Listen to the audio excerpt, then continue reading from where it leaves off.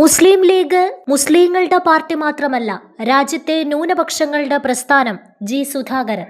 Indian union മുസ്ലിം ലീഗിനെ പ്രകീർത്തിച്ചും ഗ്രാമീണ റോഡുകളുടെ വികസനത്തിന് കൂടുതൽ തുക അനുവദിക്കണമെന്നാവശ്യപ്പെട്ടും നിയമസഭയിൽ അമ്പലപ്പുഴ MLA ജി സുധാകരന്റെ ശ്രദ്ധേയമായ പ്രസംഗം.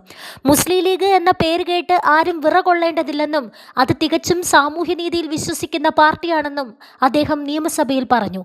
ലീഗ് വെറുമൊരു സമുദായത്തിന്റെ മാത്രം പാർട്ടിയല്ലെന്നും മറിച്ച് രാജ്യത്തെ 22 കോടിയോളം വരുന്ന ന്യൂനപക്ഷങ്ങളുടെ പ്രസ്ഥാനമാണെന്നും ജി സുധാകരൻ വ്യക്തമാക്കി. മുസ്ലിം സമുദായത്തിന്റെ രാജ്യസ്നേഹത്തെ ആരും സംശയിക്കേണ്ടതില്ലെന്ന് അദ്ദേഹം ചൂണ്ടിക്കാട്ടി. ചരിത്രം പരിശോധിച്ചാൽ മുഹമ്മദ് അലി ജിന്ന സ്വമേധയാ പാകിസ്ഥാനിലേക്ക് പോയതല്ല, മറിച്ച് അക്കാലത്തെ ഭരണാധികാരി വർഗത്തിന്റെ നയങ്ങൾ മൂലം അദ്ദേഹം അതിലേക്ക് നയിക്കപ്പെടുകയായിരുന്നു. ജി സുധാകരൻ പറഞ്ഞു. വട്ടമേശ സമ്മേളനങ്ങളിലടക്കം അവിഭക്ത ഇന്ത്യക്ക് വേണ്ടിയാണ് ജിന്ന ആദ്യം വാദിച്ചത്. എന്നാൽ വരാൻ പോകുന്ന ഭരണവർഗത്തിന് കീഴിൽ മുസ്ലിങ്ങൾക്ക് സംരക്ഷണം ലഭിക്കില്ലെന്ന ആശങ്കയിലാണ് പിന്നീട് പാകിസ്ഥാന് വേണ്ടി വാദിക്കാൻ വന്നത്. ഇന്ന് ഇന്ത്യയിലുള്ള 22 കോടി മുസ്ലിങ്ങൾ പാകിസ്ഥാനിലേക്കോ ബംഗ്ലാദേശിലേക്കോ പോകാതെ ഇവിടെ തന്നെ തുടർന്നത് അവരുടെ അടിയുറച്ച രാജ്യസ്നേഹം കൊണ്ടാണെന്നും അവർ മറ്റാരേക്കാളും വലിയ മതേതരവാദികളാണെന്നും ജി സുധാകരൻ സഭയിൽ ഓർമ്മിപ്പിച്ചു. മുഖ്യമന്ത്രി VD സതീശന്റെ നേതൃത്വത്തിലുള്ള സർക്കാരിൽ പൂർണ്ണ വിശ്വാസമുണ്ടെന്ന് വ്യക്തമാക്കിയ ജി സുധാകരൻ ആരോഗ്യവകുപ്പിന് വലിയ പിന്തുണ നൽകേണ്ടതുണ്ടെന്നും ഊന്നി പറഞ്ഞു.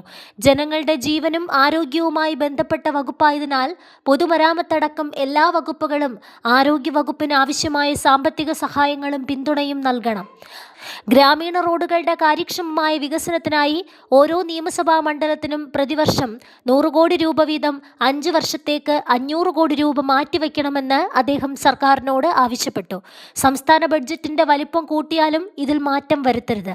ഗ്രാമീണ റോഡുകളുടെ നിർമ്മാണത്തിനായി പഞ്ചായത്തുകളെ മാത്രം ആശ്രയിക്കാതെ സർക്കാർ നേരിട്ട് ഫണ്ട് നൽകി അത് നടപ്പിലാക്കണമെന്നും ജി സുധാകരൻ ആവശ്യപ്പെട്ടു. 2016-ൽ താൻ പൊതുമരാമത്ത് വകുപ്പ് മന്ത്രിയായിരുന്ന കാലത്ത് നടത്തിയ വികസന പ്രവർത്തനങ്ങൾ ഗവൺമെന്റിന് വലിയ നേട്ടമുണ്ടാക്കി കൊടുത്തെന്നും അദ്ദേഹം തന്റെ പ്രസംഗത്തിൽ പറഞ്ഞു.